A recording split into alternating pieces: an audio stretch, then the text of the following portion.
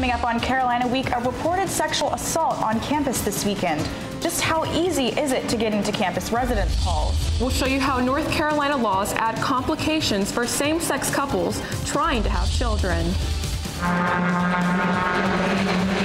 One UNC student is racing around campus and the racetrack. All that and more, Carolina Week starts right now. From the UNC School of Journalism and Mass Communication, covering Carolina in HD, this is Carolina Week. 40,000 people crowded Franklin Street for the annual homegrown Halloween event this weekend, but the family-friendly vibe didn't last all night. Good evening, I'm CB Cotton. And I'm Sharon Nunn. Officers didn't make any arrests or issue any citations Saturday night, but UNC police are investigating a reported sexual assault in an on-campus dorm at around 3 a.m. the next morning. The incident happened at Hinton James Dormitory on UNC's South Campus. Police aren't releasing many details in this case. They've said only a sexual assault was reported and that they're looking for more clues. But those details aren't enough to have many residents here in Hinton James on edge. Hinton James is a co-ed dorm, home to more than 800 students. And it's where a reported sexual assault occurred on Halloween weekend. Christy Raymer is a Hinton James resident. It freaked me out a little bit. I know that stuff happens, but it's hard to think about it that it happened. Like, it could have been on my floor. It could have been in the room next to mine. An Alert Carolina email was sent out to students Sunday, stating the sexual assault was reported about 3 a.m. Authorities are seeking a male suspect about 6 feet in height and weighing between 180 and 200 pounds. Campus police and the Department of Public Safety haven't released any updates about the case, but do have some safety tips.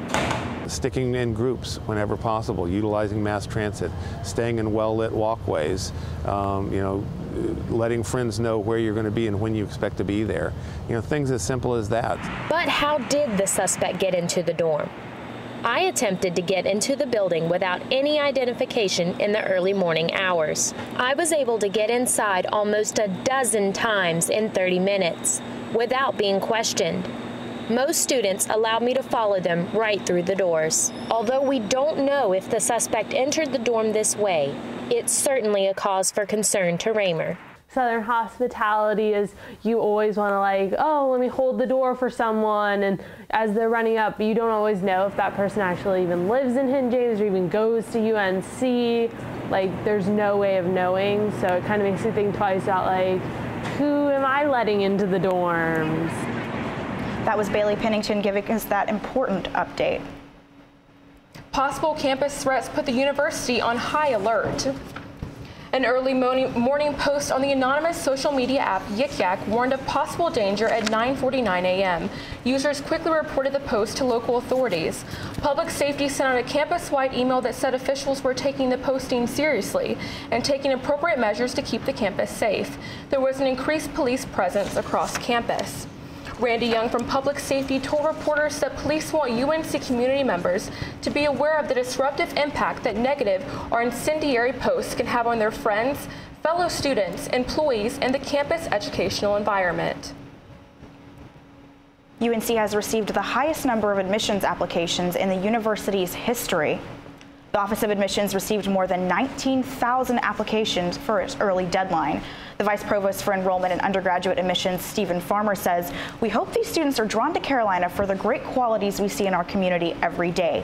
First-year candidates may still apply for admission until the regular deadline of January 15th. The U.S. Supreme Court legalized same-sex marriage nationwide earlier this year, but for those families and their children, the legal battles are far from over. Ben Smart joins us now. Ben, what are the legal hurdles? Well, CB, first-time parents know that having a baby can be stressful. But on top of that, can you imagine having to spend several $1,000s and waiting several months just to have your family legally recognized? It sounds crazy, doesn't it? Well, a maze of parenting laws in North Carolina is making this a reality for one same-sex couple. Also, during our shower, people gave us lots of advice for all those diaper changes we're going to be doing. Diapers.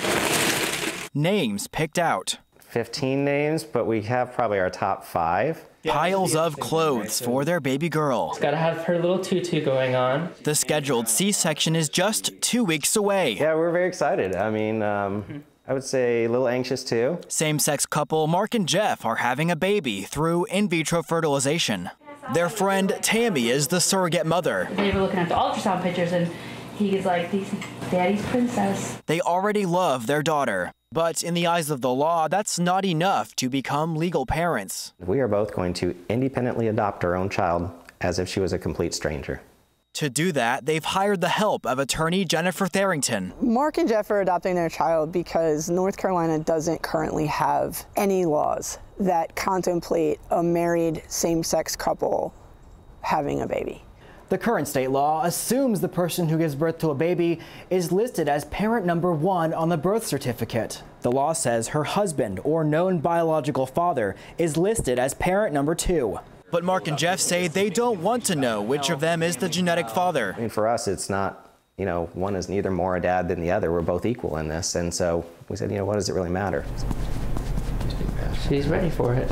Baby Avery Grace came into the world on October 9th. She lives with her 2 fathers, but for now, Tammy is the legal mother. To me, it's just stupid. I mean, I'm not the parent, I'm just the carrier, but the laws don't see that. The laws have not caught up to where our families are growing and changing.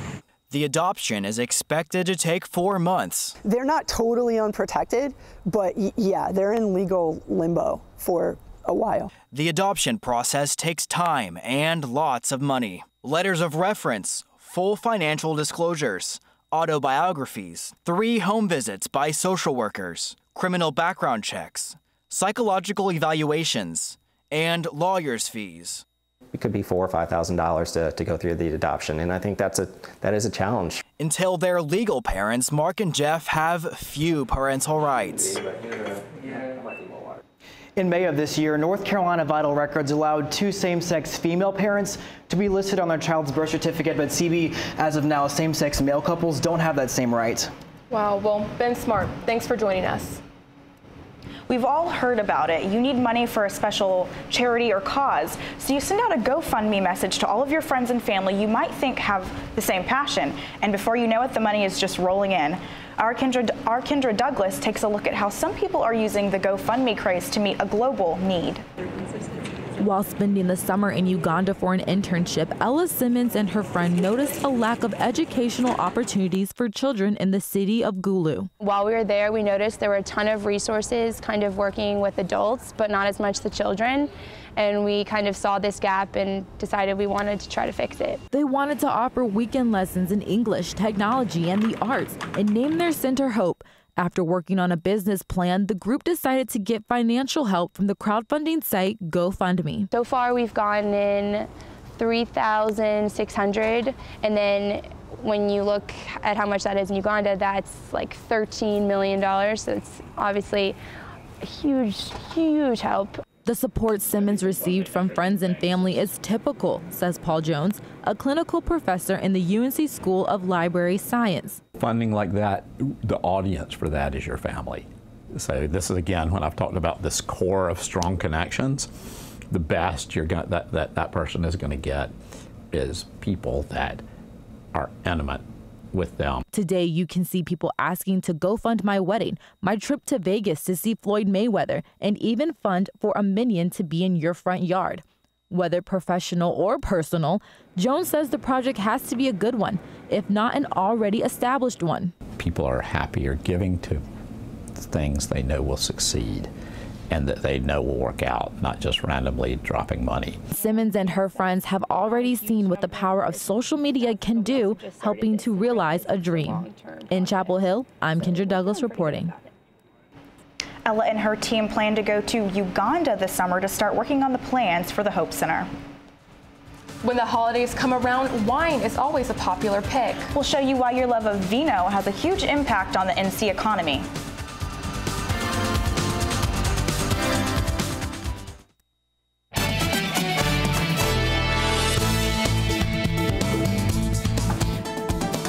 What does it take to make a burger without any meat at all? Science reporter Alistair Wilkins headed to Chapel Hill to one restaurant to find out how. It's a familiar sizzle, but there's no beef on this grill. And at Al's Burger Shack, it takes special care to keep the veggie burger totally meat-free. Well, that's just it. I mean, we've ordered a separate grill just for that. That's owner Al Bowers. His black bean and sweet potato burger is completely vegan. No meat, no dairy, no egg.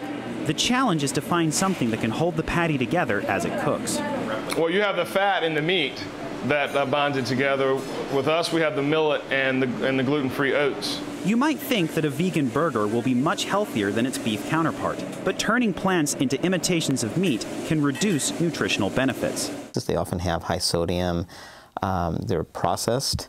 Dilip Barman is the president of the Triangle Vegetarian Society. He says even if a vegan burger isn't as healthy as, say, a salad, it can still benefit the environment. People talk about dimming lights and not driving SUVs, and all those things make a small impact, but a much, much bigger impact is being a vegan. Indeed, a study last year found that diets of meat eaters create twice the greenhouse gases as those of vegans. It's a softer way of treading on the planet and causes less violence. So it seems to me it's something that's worth considering.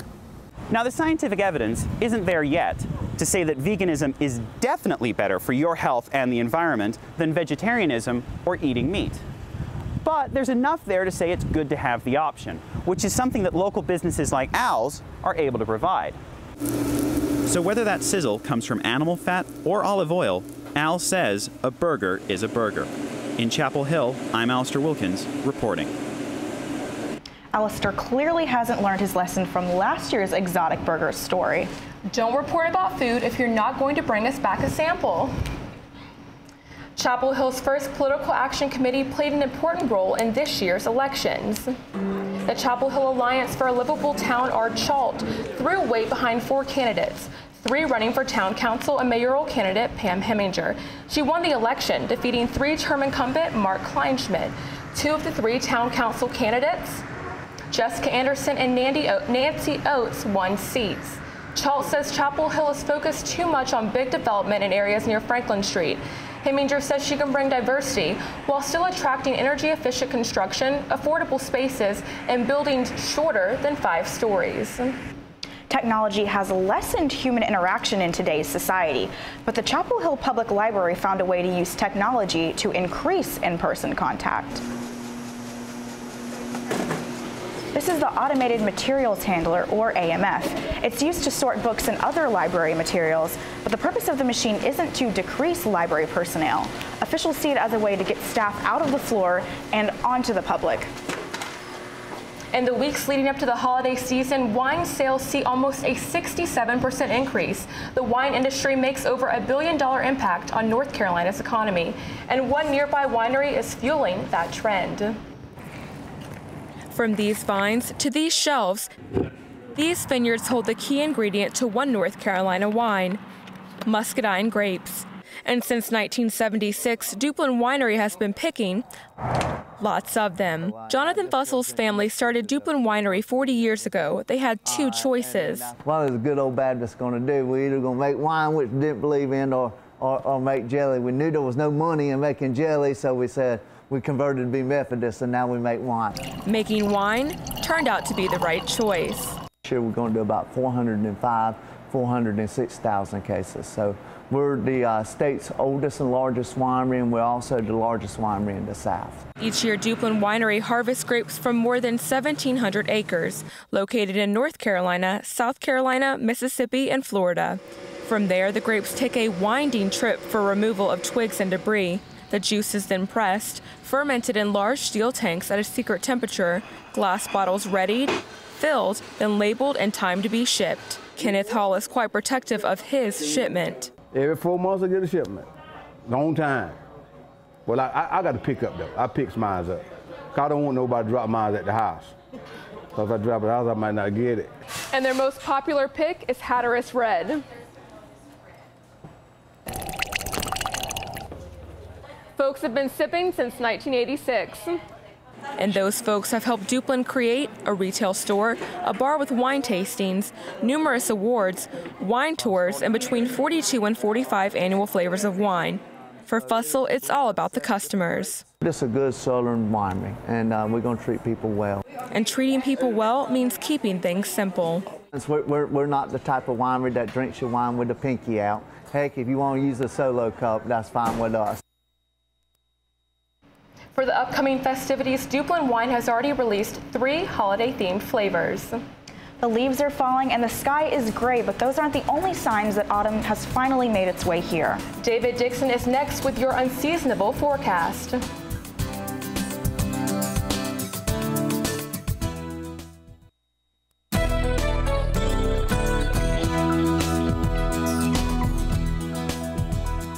Welcome back to Carolina Week. I'm meteorologist David Dixon. Today has been yet another gloomy day and a long string of gloomy days. Plenty of clouds and rain. We had a slight drizzle to add to our past total of rainfall over the past 4 days.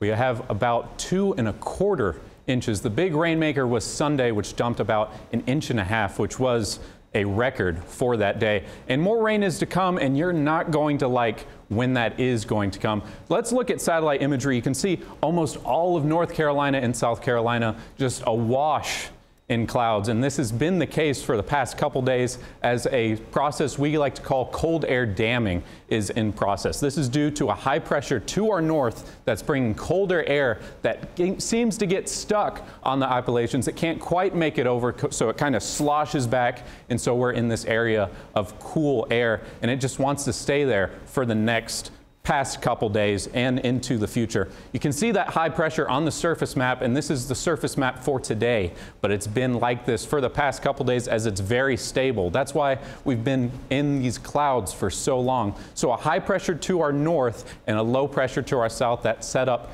gives us that cold air damming, and you can see the kink in those white isobars leading to cold air that we are seeing for that past couple days, and you can see that with the clouds. And everywhere else is going to see warmer conditions, but we're stuck with this cold air at least until tomorrow. So for tonight, mostly cloudy conditions, patches of drizzle, and cooler conditions. And by tomorrow, we'll begin to see a break in the sunshine, which will begin to break down that cold air damming event as the sunshine will warm up the ground below and begin to erode that cold air damming with warmer conditions. Few patches of drizzle, but no real rainmakers. And by Friday, I expect we should see plenty of sunshine and clear skies. You can see almost clear skies, a few patches of rain here and there. Looking further west, here's our next rainmaker, this cold front. It's going to make its way into the state on Saturday. And I know there's a fairly big game here on Saturday, and I'm sorry to tell you, you will want to bring a rain jacket or a poncho for the game, as it's going to rain throughout pretty much the entire day. Cooler conditions, though, with the advance of that cold front. Temperatures near 70 at the start of the tailgate, and by halftime, around 65. And so after that cold front passes on Saturday, we'll have much cooler temperatures in the 50s and clearing skies on Sunday and Monday, which will give us a clearer and sunnier week ahead, and we won't have to deal with the clouds at least for next week. Well, even though it's raining, I have to be present at this big rival match-off. Thanks, David. Of course.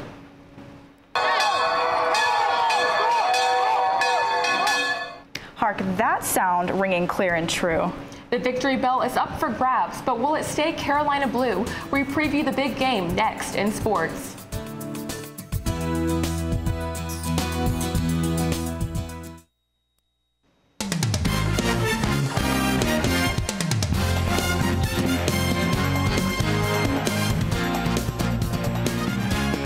Welcome back to Carolina Week. I'm Kendra Douglas with sports. Breaking news, senior guard Marcus Page fractured the third metacarpal on his right hand Tuesday. Luckily for Page, it's not his shooting hand, but he is still expected to be sidelined for 3 to 4 weeks. The football team could move one step closer to clinching the Coastal Crown this weekend if Carolina defeats its in-state rival Duke. The Heels have to get past a defense where Cash rules everything. Senior Jeremy Cash is a versatile defender. He's often on the line of scrimmage, in the box, and with the secondary. Everything you look at, straight Cash, homie. Cash ranks 3rd in the country and 1st in the ACC in tackles for loss. Instead of cashing checks, Marquise Williams needs to make sure he's checking Cash. So we're going to trade Cash for gold here and talk about the ACC Soccer Championship. The 3rd-seeded women's team will face a program Friday that the Heels haven't defeated since 2011, the defending ACC and national champs Florida State. The quarterfinal game will go down at the Wake Med Soccer Complex in Cary at 8. If the Heels defeat the Seminoles, they'll play in the ACC Championship game Sunday at noon. 2011 was also the last time the men won the ACC Championship.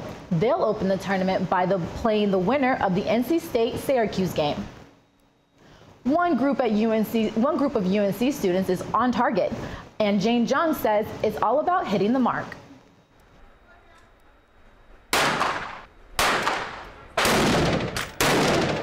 The gunshots come from a group of highly focused UNC students. When it comes to potentially dangerous weapons, everyone is on his or her best behavior. You have to be really careful with what you're doing. You can't be absent-minded. First priority is definitely safety. We give every member a safety class before they're even allowed to go to the range, and even then we have the range leader. She teaches a safety class right before just to make sure everyone's safe. We have RSOs, range safety officers. No one has ever been hurt on any of our range trips, which is great, and we'd like to continue that. Because of the irresistible temptation of the provocative sounds of the gunshots, I tried my hand at target shooting under the close watch of the president of the Tar Heel Rifle and Pistol Club. It did feel liberating, though my shoulder is not built for that. The welcoming environment of the club is made obvious through the hands-on experience as well as the diversity of the club's members. My name is Barbara. I come from Slovakia. I'm spending my semester here as an exchange student with Keenan Flagler Business School. I'm never going to have a chance to touch a gun, if not here, so basically I was searching for a pistol club here. We're kind of unique in that regard. There isn't really any organization that takes students on a large-scale basis like we do. By nature, this is a very political topic, but we're here to take the politics out of it. This sport teaches a shooter to reach a controlled, peaceful inner state in a noisy environment. And that is something beneficial for a lot of people trying to deal with the stress of school and work. In Apex, I'm Jen Zhang reporting. Did you guys see Jan out there shooting? That was so funny. I didn't know she had it in her. I'm really impressed. Yeah. Well, thanks, Kendra. While most of us are racing to get to class, one UNC student is racing after class. We'll tell you about the student who has a serious need for speed.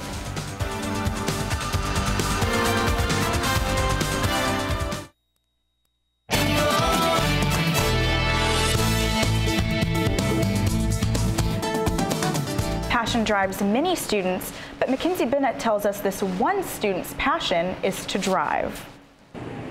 Ben Albano isn't your average college student. He gets behind the wheel more than most, but not this set of wheels. Albano isn't studying to be a doctor or a dentist. He wants to be a driver, a race car driver, that is. Even just thinking about it makes me want to go jump in a car. Racing is a feeling that you can't really compare to anything. He's been racing since he was 7, and he's taken home a few first-place trophies along the way. But when it comes to racing, it's not as simple as it might look. You're driving a 2,200-pound car at 140 miles an hour. It's super dangerous. So dangerous that sometimes Albano's mom has to look away. I try to keep it as safe and controlled as I can on the track, but sometimes it gets a little hairy and she can't watch. But he says he's prepared if anything goes wrong. Everything that we wear is fireproof. Everything from shoes to socks, all the way to my helmet. Albano says students on campus don't always understand his hobby. So is that like NASCAR? So sometimes he just has to show them. In Chapel Hill, I'm Mackenzie Bennett reporting. Well, Sharon, I'm actually a big fan of NASCAR. My favorite driver is Jeff Gordon, and maybe I can catch a race one day in person. Who knows? I know, I'm from Texas, and I know we're supposed to love NASCAR, but I actually don't. But you know, I do love fast cars. I have a Mustang, so yeah, it fits somewhere in there. Well, maybe take me for a ride sometime. Yeah, definitely will. Try to stay at the speed limit, though. That does it for this edition of Carolina Week. Thanks so much for watching. Good night.